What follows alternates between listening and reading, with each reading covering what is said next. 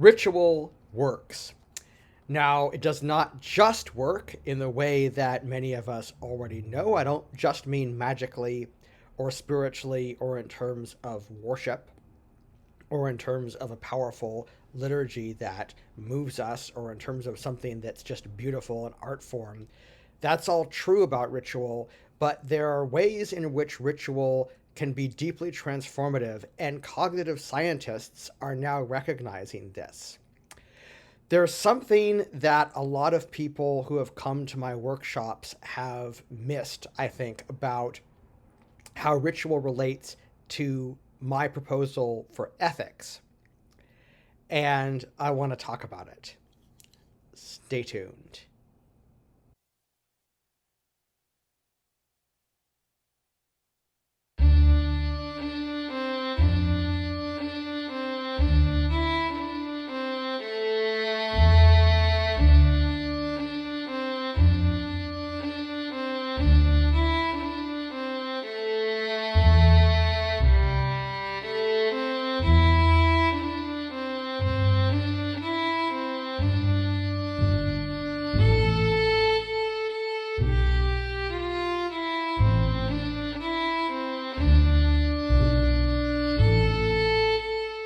So there is this cognitive scientist at the University of Toronto named John Vervaeke.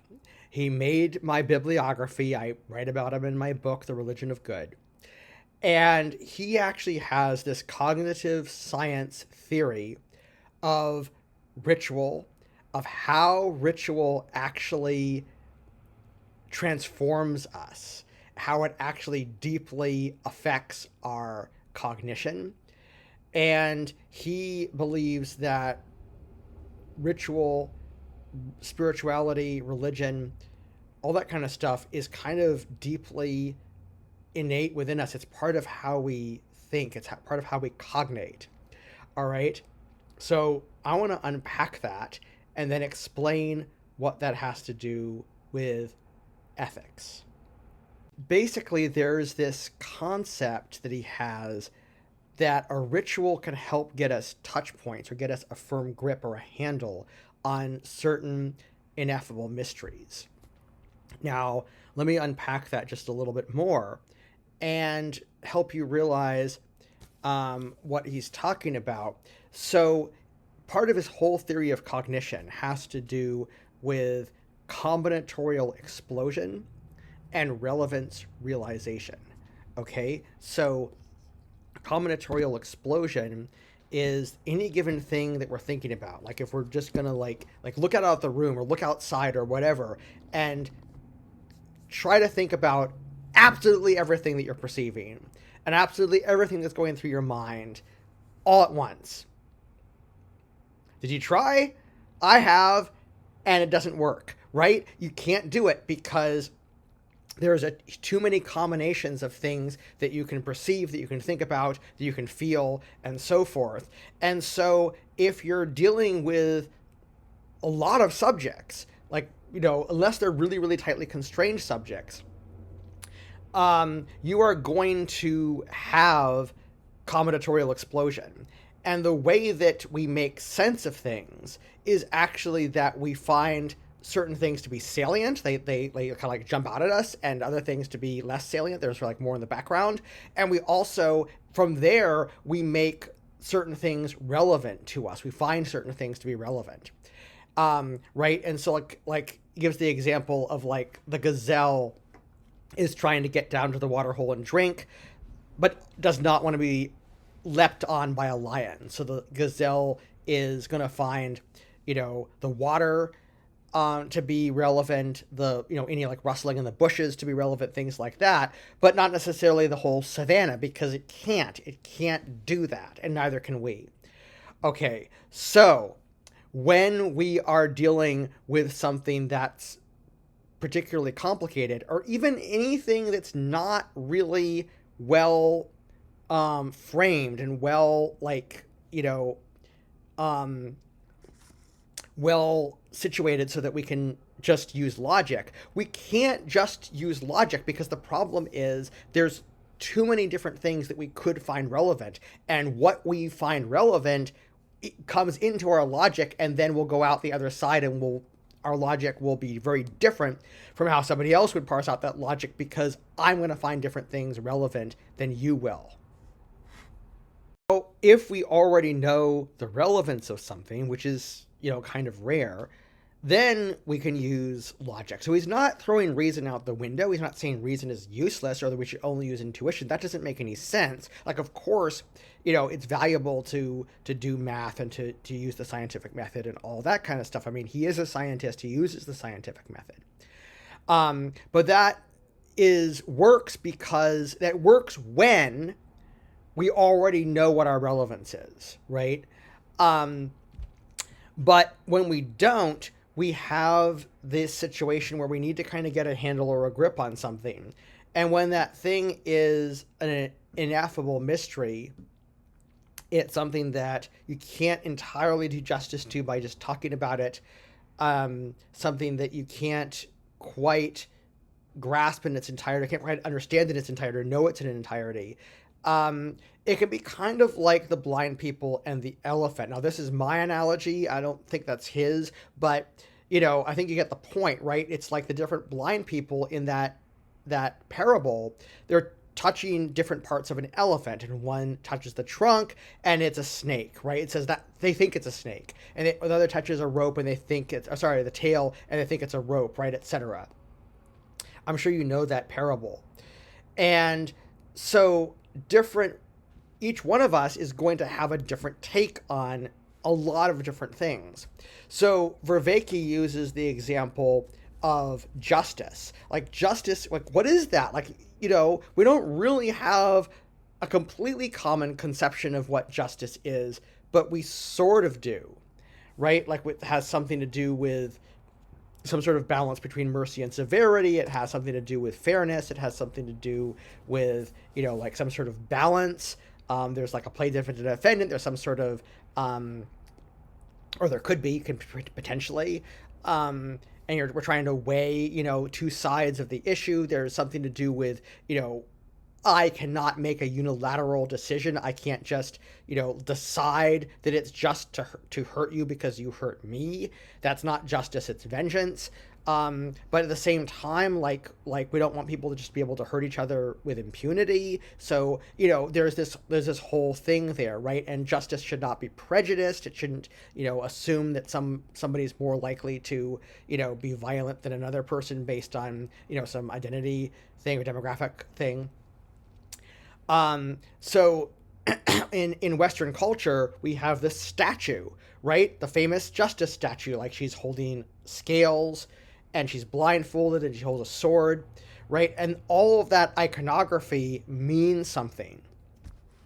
So for Vervaeke, that's a myth. Like, it's not exactly a story, which is traditionally what we mean by a myth, but it's a mythic character. And then he says a ritual would be interacting with that Lady Justice image. It could be in a whole variety of ways, right? So let me kind of unpack some of how he's talking about how one might interact with Lady Justice in a way that would be a ritual. So I'm going to kind of do my own thing with this because, he's a little bit vague. But I think what he's talking about are things like, okay, we could make offerings to justice. We could honor her in some sense. We could bow to her.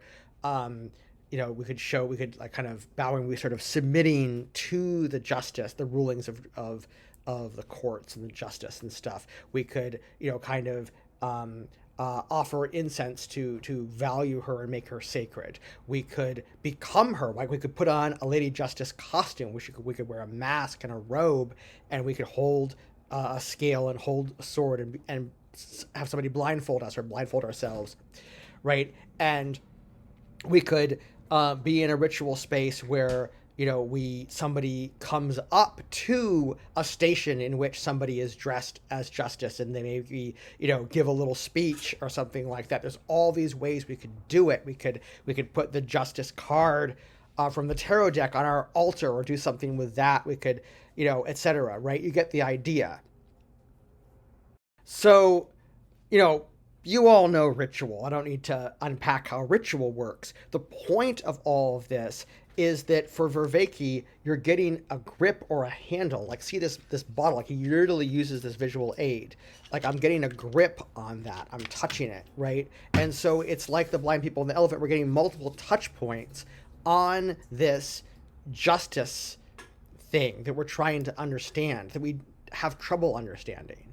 Okay, and in doing that, he feels that he doesn't just feel, like he has evidence from research that doing these sorts of rituals and other spiritual practices, meditations, contemplations, going into flow states and all sorts of things like that, actually transform our cognition. They help us build a model in our mind of what this thing is. Now, that doesn't mean that we know what it is, but nobody really knows 100% perfectly what justice is in this example, right?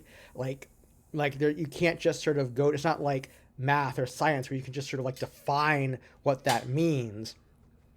You have to, like, again, there's combinatorial explosion about the different things justice can mean, but we try to get a sense of what that means to us by, doing this cognitive exercise.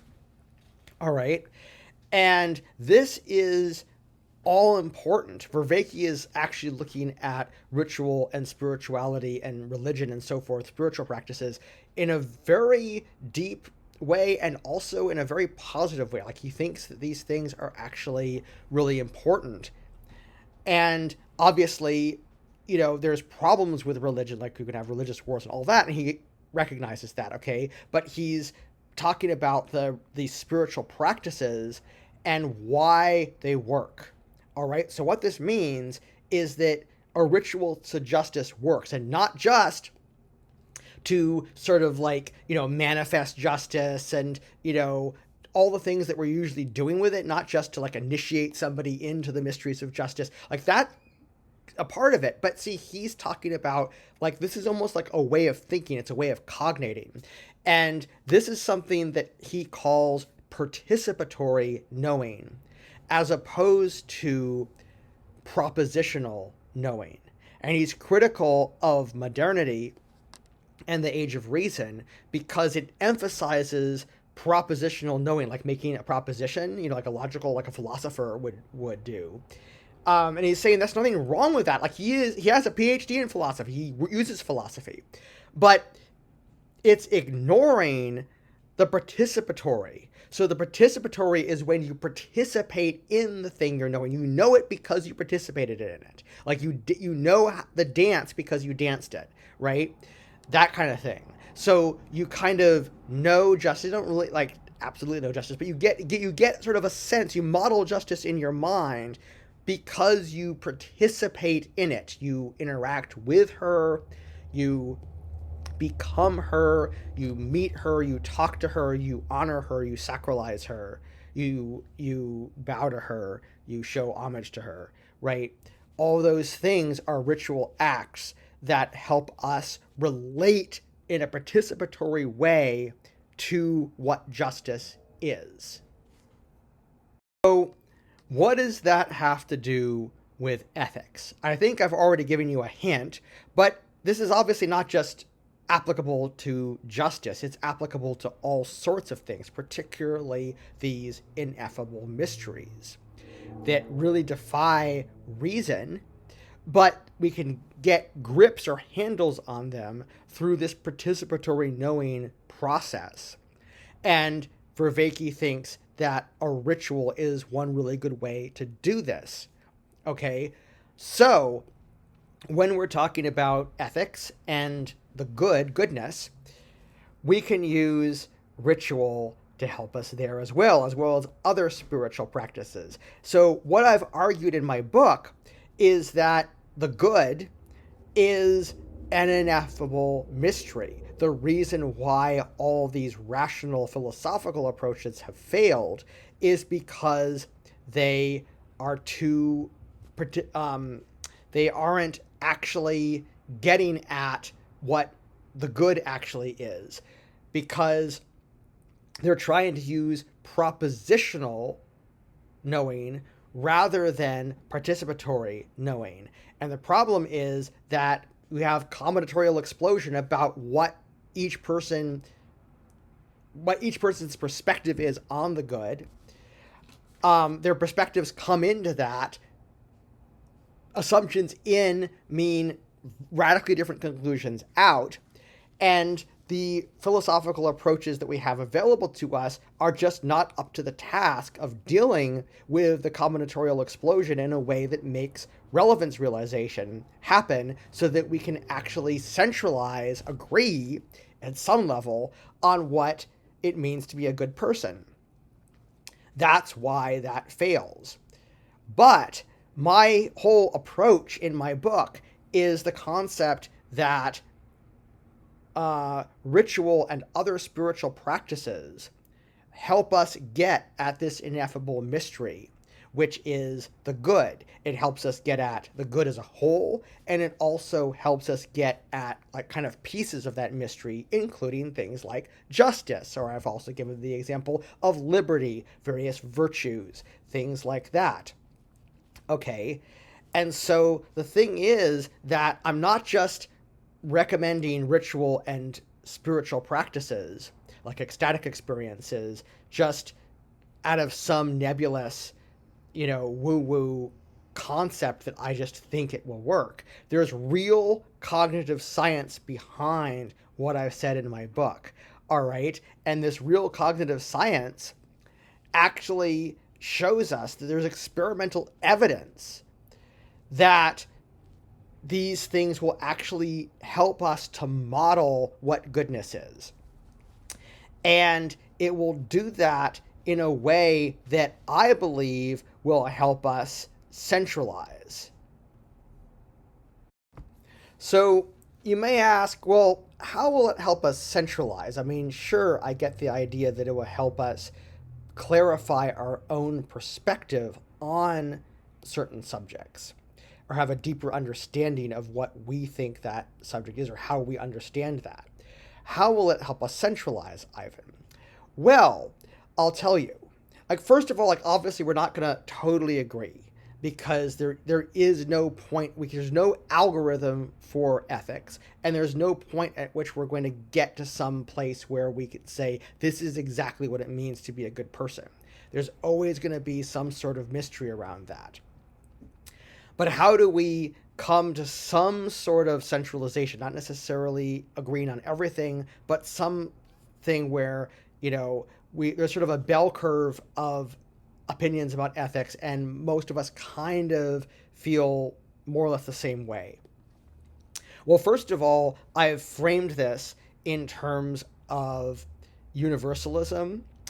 I've framed it in terms of all of us together, for me, one of the prime spiritual practices is unity. That, to me, that's really the path that I find in paganism, that I find in monist polytheism, is that the path is to, open ourselves to each other, to our ancestors, to the spirits, to the gods, and ultimately to everything in the cosmos, to the entire cosmos, to the one that the Neoplatonists talked about, Tahen, the one, the good, the beautiful, the true, and to realize that we are not these discrete individual beings that are separate from everybody else and everything else. We are fundamentally integrated with each other and with the cosmos. That's the fundamental change in spiritual perspective that I'm talking about. That's the fundamental transformation for me that's the most important or more significant. There's other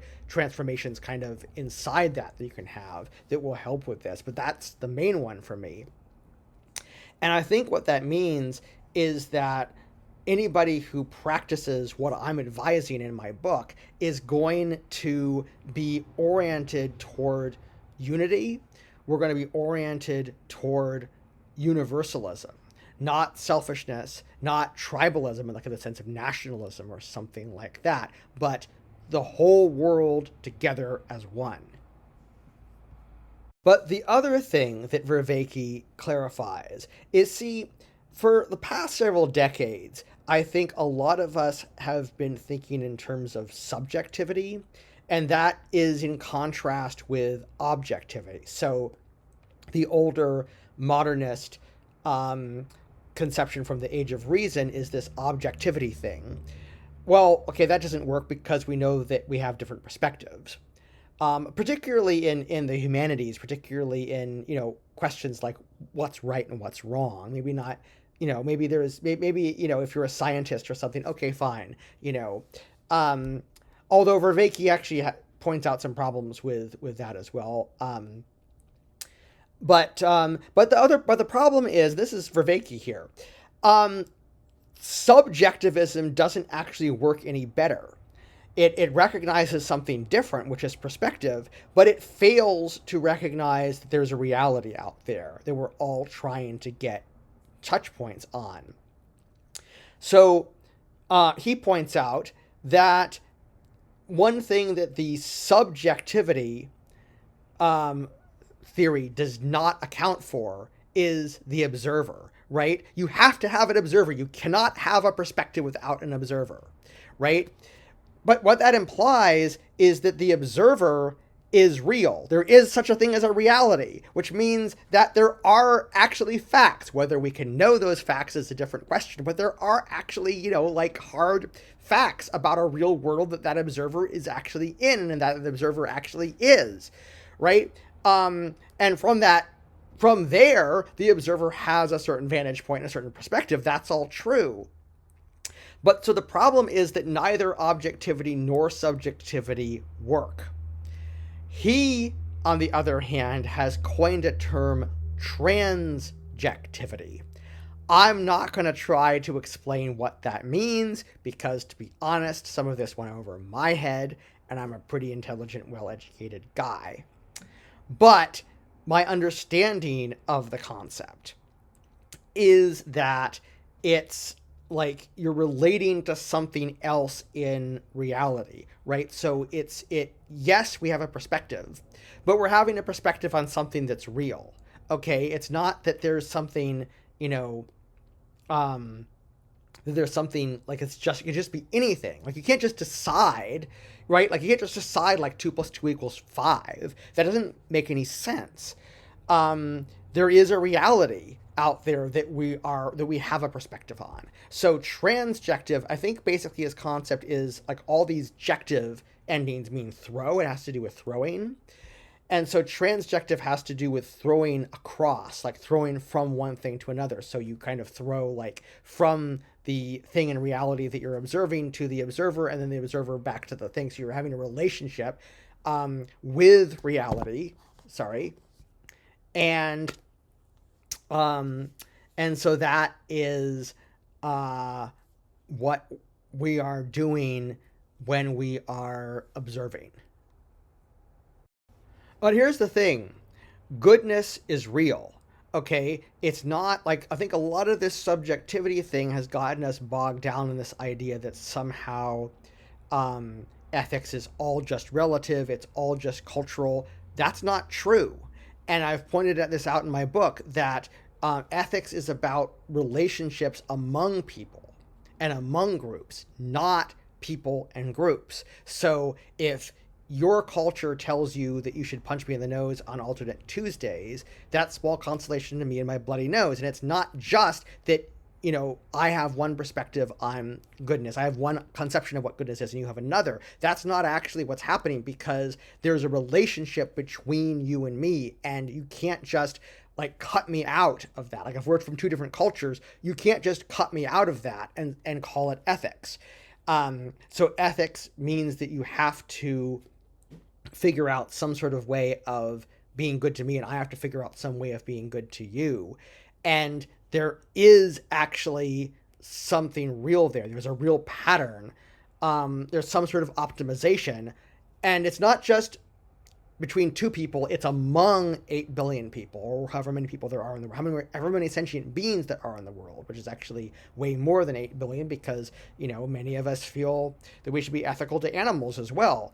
So, maybe there's life on other planets, who knows?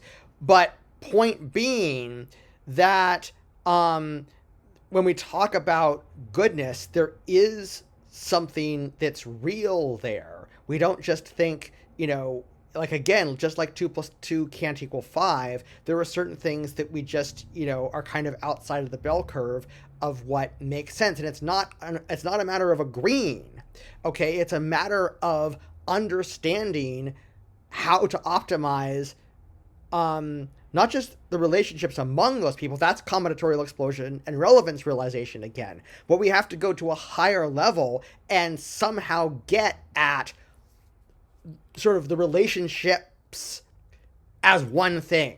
We have to sort of like get to this like kind of a mystical or ecstatic understanding of sort of relationshipness, okay, the kind of the platonic form of relationship. So, and then when we do that, then we can start to get these touch points and a handle on what this goodness thing is. So the good is an ineffable mystery. How do we get at an ineffable mystery? We get at that by getting touch points on it, by getting a handle or a grip on it, like this, right? And we find relevance realization in the cacophony of, the combinatorial explosion about all the different things that the good might mean. And we create some model in our mind, but then from there, we're like the blind people and the elephant. Goodness is the elephant. We are like the blind people. We're getting these touch points on it, but the elephant is real, right? In that parable. And just so, goodness is real. We're touching a real thing, not a physical thing. like the Pythagorean theorem isn't a physical thing. But it's real. It's true. We're touching something that's true. We don't know what that truth is. That's why we're the blind people. But we have to not only do these rituals in order to get a handle or a grip on what this thing is. We have to do them multiple times. It's a lifelong practice. That's why I titled my book, The Religion of Good, not the practice of good, or not the ecstatic experience of good or the ritual of good. But, it is an ongoing practice for your whole life to continually go back to this ineffable mystery. That's what we're actually doing.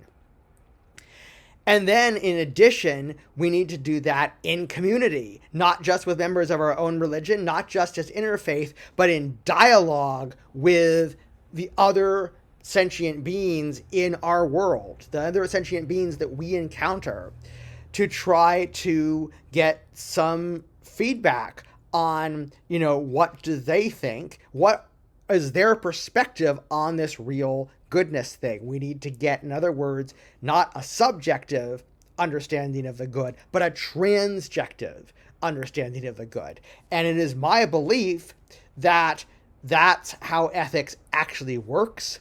It's my belief that religion and spirituality are crucial to ethics. Even if you're not actually religious, like it might be just getting out in nature and feeling a harmony and connection with everything in nature, things like that. It might just be you go to a Tai Chi class and you go to a flow. There's different things you can do. You don't have to, literally believe in anything supernatural. That's not what I mean. But it's spiritual practices. Spiritual practices don't necessarily have anything to do with anything supernatural. Okay? It's spiritual practices that help us connect transjectively to the good. And there's actual cognitive science now that actually is behind this. So I'm not just talking, hot air. I'm not just, talking about something I don't know about or just speculating on something like that. There really is a lot of evidence that this is really true. So anyway, I hope that helps people understand why I think that this approach to ethics is so important, because we need ethics right now. We're in an ethics crisis. Like, look around you. We're in our ethical landscape is just being bombed to bits. So please connect with the good and let's all be good together, all right?